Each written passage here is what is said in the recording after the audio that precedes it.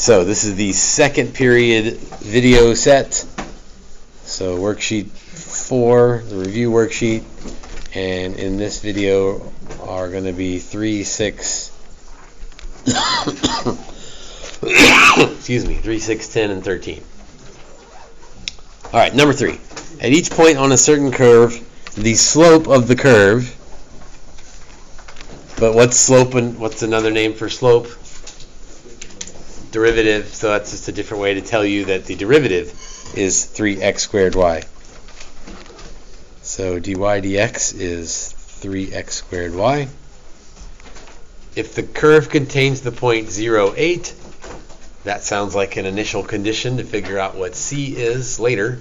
Then the equation is, I don't know. I guess I could go and see which one of these have 0, 8, and if they don't have 0, 8, then it wouldn't work.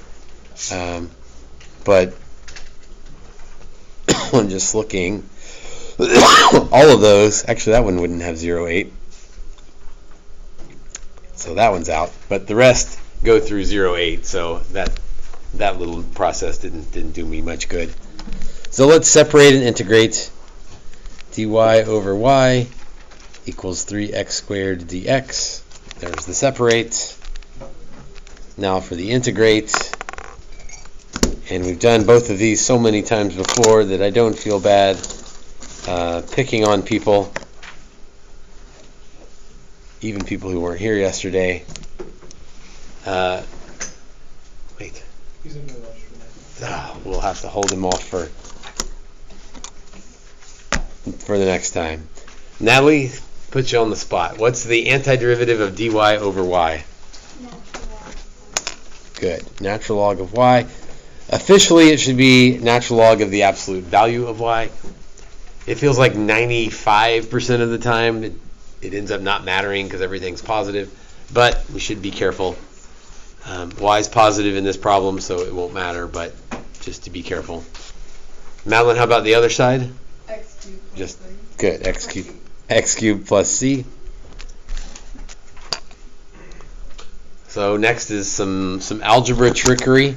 A couple of algebra tricks. Sean, what do you want to do first? Put each side have e to the power of each side. Yep. So y equals e to the x cubed plus c. Yuli, there's another algebra step we usually like to do here. Yeah, I use the e, so e and then x, and then to the x third plus c. Yes, but y equals e. Oh, sorry, I didn't see that part. Is it in the bottom? Trying to think. You can't. We split it up, so c e x cubed. Perfect. C e to the x cubed. Again, those are different c's, but it doesn't really matter because we don't know what c is yet anyway. Even from this part, I guess we could probably know that the answer is A, because that's the only one that matches that. Let's make sure. 8 goes in for y. 0 goes in for x. So C is 8. So yes, it is answer choice A. That was a good one to start with. Very, very straightforward.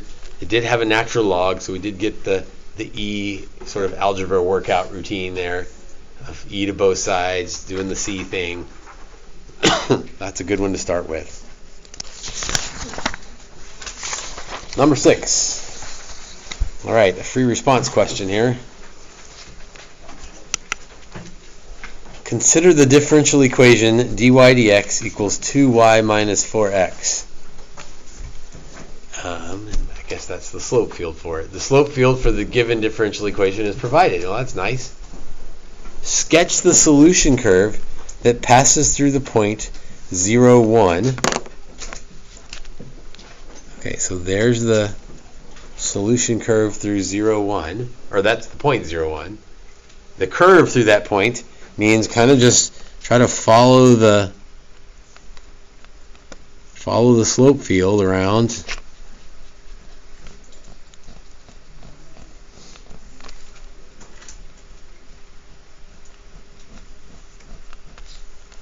So it looks something like that.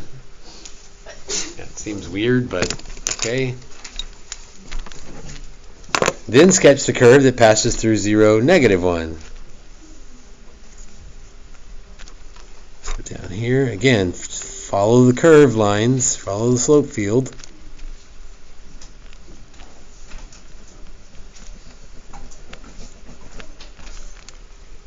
Something like that. Thank you.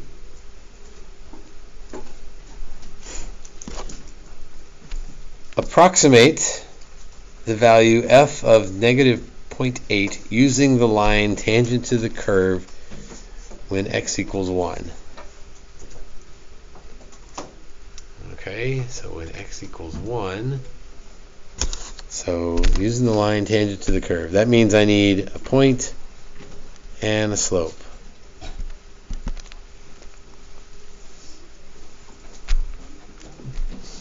Okay, but I don't have a point, I don't have a slope. I think something's not right here. I don't think this x equals 1 is helping. I think I just need to use this, because that's a point. -0.5, -2. And from that point I can get a slope, because dy dx equals 2 times y minus 4 times x.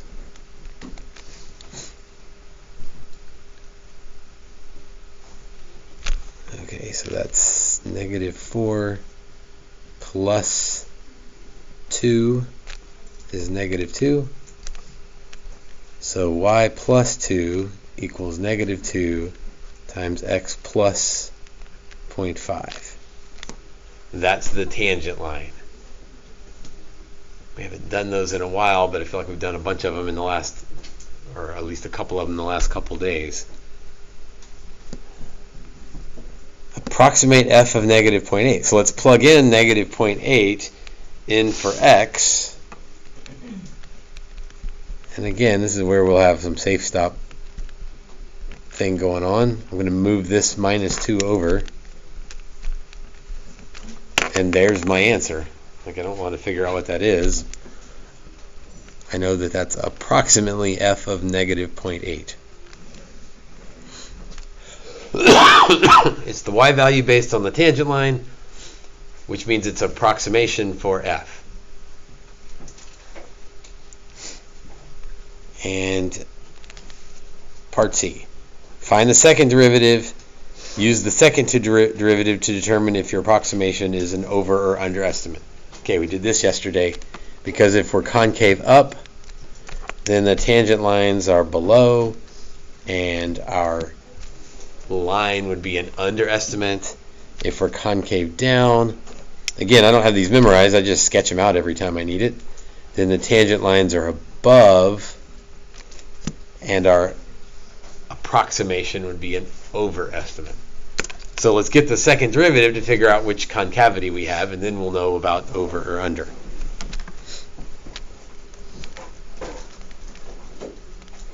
Okay, so looking up at dy dx, derivative of 2y would be 2 dy dx. Derivative of 4x would just be -4.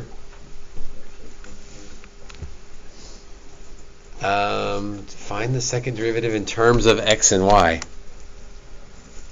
So what do I need to do here? Because I don't have it quite yet. I mean, I've got a second derivative, it's just not in terms of x and y. Yeah, I can plug in dy dx. So my first derivative is 2y minus 4x minus 4. Now it's sort of like your choice. You want to clean that up or you want to leave it alone? It doesn't really matter.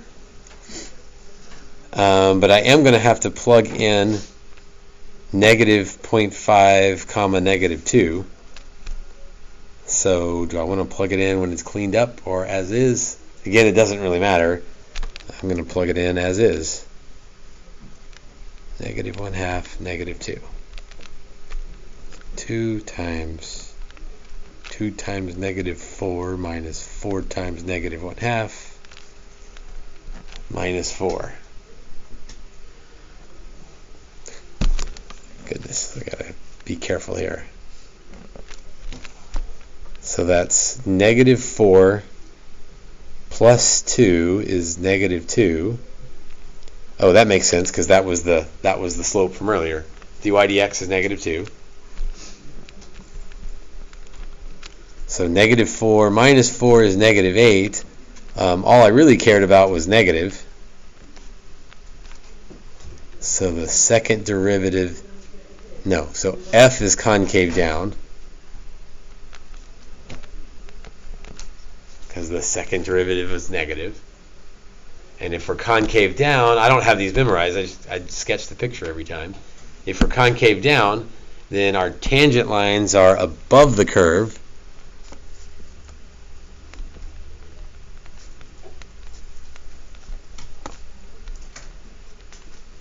So it's an overestimate.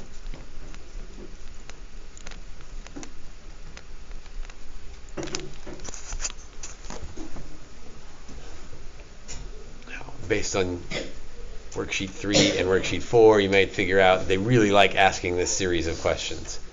You find a tangent line, use it to approximate a value, find a second derivative, and then do the concave up, concave down, tangent lines above or below, over or underestimate.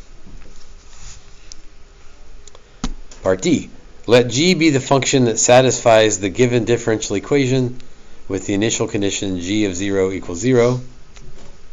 Does the graph have a local max, local min, or neither at 0, 0? Okay, well, max would be g prime changes positive to negative. I'm just trying to think how I'm going to answer this question. Min would be g prime changes negative to positive.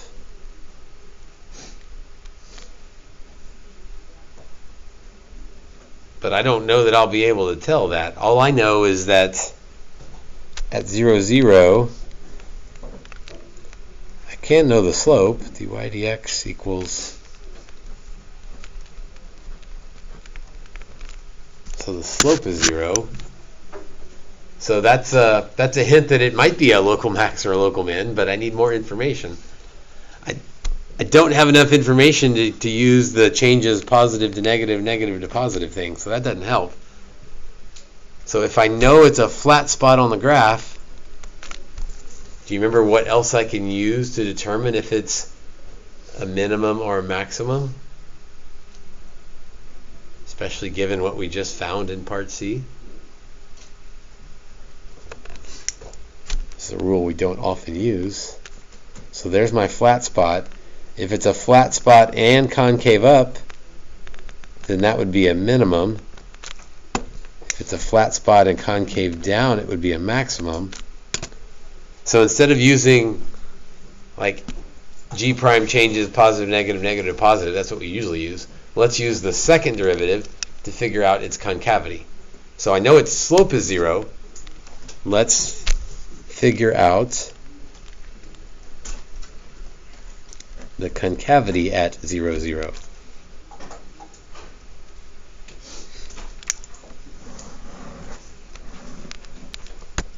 So 2 times 0 minus 0 minus 4 is negative. It's negative 4, but I don't really care that it's negative 4. I only care that it's negative. Okay, so g prime equals 0, g double prime is negative. Well, that combination of things means it's a flat spot and it's concave down. That means that 0, 0 is a maximum.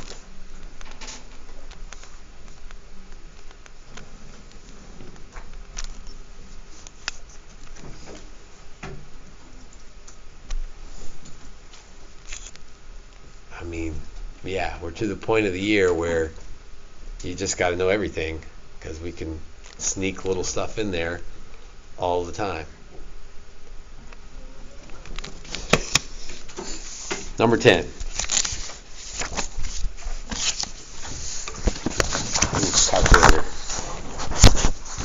during a certain pandemic. Huh, I don't know if you've had any of those recently. The number of people who are infected at any time increases at a rate proportional to the square root of the number of people who are infected at that time. So dp dt equals k times square root of p. If 1,000 people are infected when the pandemic is first discovered, so I guess we'll call that T0. So at time 0, there's 1,000 people infected. 7 days later, there's 1,200 people infected. How many people are infected 12 days later? Okay, this is like the straightforward separate, integrate, and then algebra for days until you get the answer they're looking for.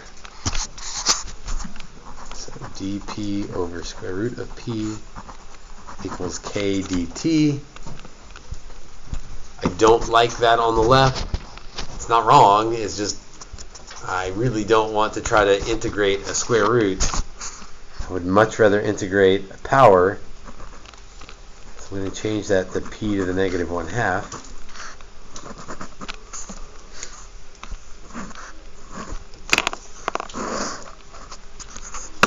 That should be a nice help for somebody. Evelyn, how about the left-hand side? What's the antiderivative? Evelyn's not here. Let's see. Kaylee's here. Kaylee, antiderivative of p to the negative 1/2? 2p to the 1/2. Yes, increase the power by 1, divide by 1/2. Next, how about the other side? Antiderivative of k dt? kt plus c. Alright, calculus is done. Right now it's just algebra. I would divide by 2. And what happens when I divide k by 2? Nothing. And c by 2? Nothing. So I can still go with kt plus c. And then I sort of have options. I could square both sides to get p by itself, or I could start plugging in things right now. I don't know, doesn't really matter. I'm looking at my values. They don't have nice square roots, so I think I'm just going to go ahead and solve for p.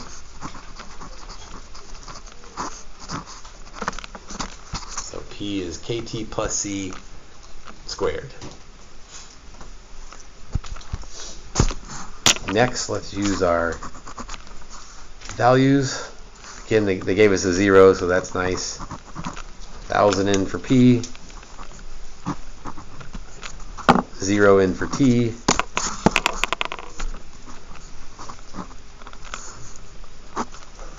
So c is the square root of 1,000.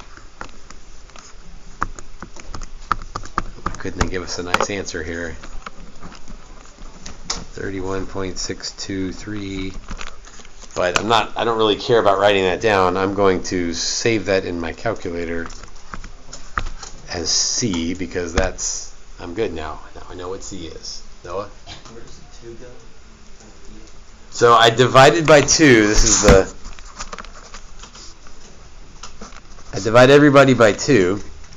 But right now, K and C can be anything. I haven't figured out what they are. So this is that little magic trick where K divided by 2 is, hey, it's still just K. C divided by 2 is still just C. If you don't like that, you can still keep the 2's in there, and your C is going to be different than my C, but it's going to end up being the same. So if you don't like that, you can leave the 2's and you'd still be okay. All right, let's use the other piece of information. So 1,200 equals k times 7 plus c. I know what c is now, though. Squared. So let's square root both sides. This is just algebra. Square root of 1200 equals 7k plus c. So minus c, right? Remember my calculator knows what c is, so I can just hit minus c. And then divide by 7. K is 0.43 dot dot dot. But same thing, I don't care about the number. I care more that my calculator remembers the number. So calculator knows C, my calculator knows K. Now this is known because K and C are known. So if I plug in 12, K times 12 plus C squared. And again, my calculator knows K and C, so I'm not worried about it. 12K plus C squared, 1354.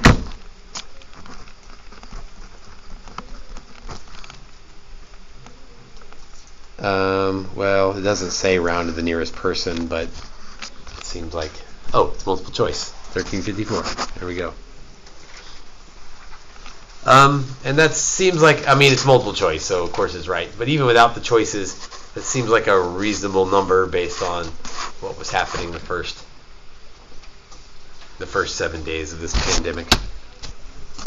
I feel like this whole unit is calculus is easy, algebra is hard. There was one calculus step, or maybe two, because you had to integrate both sides. After that, it was just a whole bunch of algebra.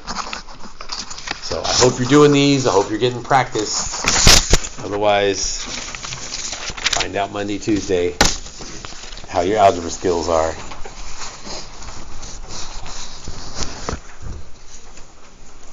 Number 13. Bacteria in a certain culture increase at a rate proportional to the number present. So, increase at a rate, that's dB dt, proportional to equals k times the number present, d. If the number of bacteria doubles in 3 hours,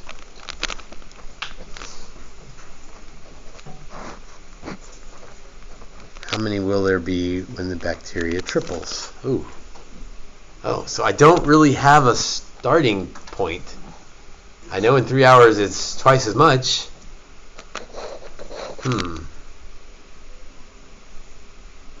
Thoughts on how to handle this?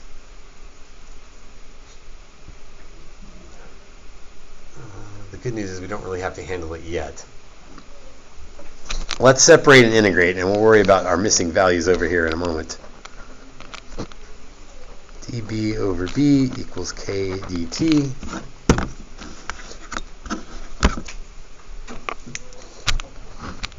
Integrate both sides. We'll get Bella and Ellis to help us. So Ellis, how about the antiderivative of dB over B?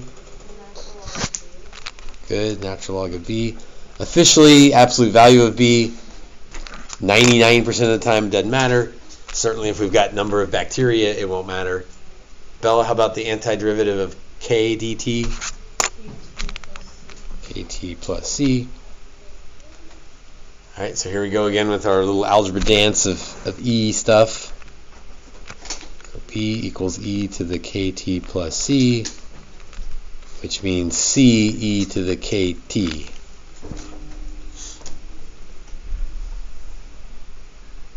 Okay, now back to our problem of not knowing how many bacteria we started with.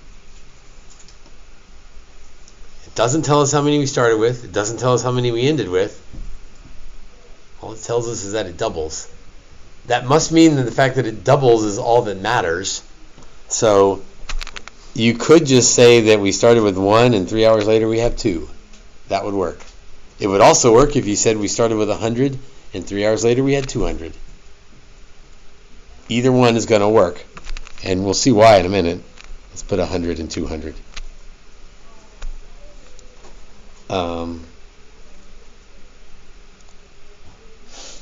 Yeah, this will work.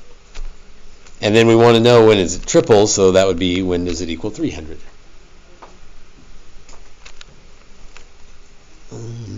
So let's see. Have we done enough to know what C is?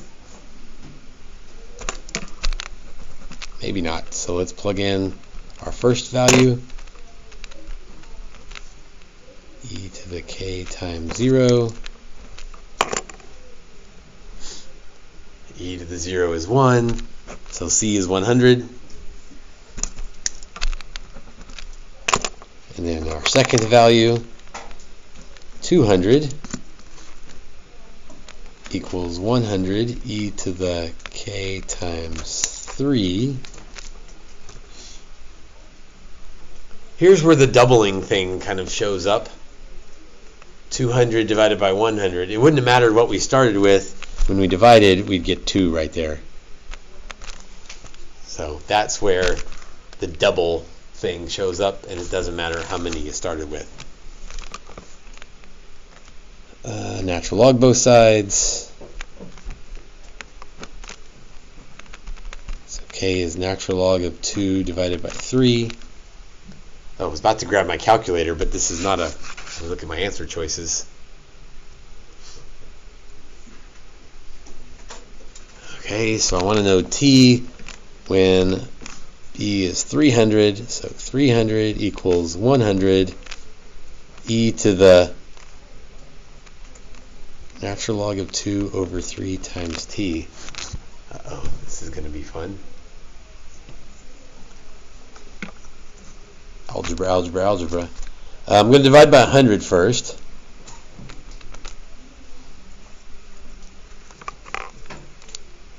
E to the... Just trying to figure out an easier way to write that. T over 3 natural log 2, maybe? And then, even though that's weird, I think I just want to natural log both sides to get it out of the exponent. So, now space. I natural log both sides. That looks really weird on the right hand side, but the point is that stuff comes down front as an exponent now, or excuse me, as a coefficient. Natural log of e is 1, and I start peeking at my answers, and I think I'm in the ballpark here. Let's multiply by 3 and divide by natural log of 2. There's my t. And is that one of my answer choices? Yes, it is. They were kind. They didn't do any of the crazy... I was expecting some crazy algebra on that, like making it natural log of 27 over natural log of 2. That's right, but that's not the answer choice. So, man, that was a weird one. But the calculus wasn't weird. The algebra was weird. Another one of those problems where there was one calculus step. We had to integrate two things. After that, algebra, algebra, algebra, algebra, algebra. I'll say it. You've got to practice these. You've got to practice these. These are not ones where you just sit and watch me do them and you're like, oh, I followed it. I know what Mr. Wolf was doing. I could do that on my own. That method is probably not going to work. So make sure you try these on your own so that on Monday and Tuesday you're ready to roll.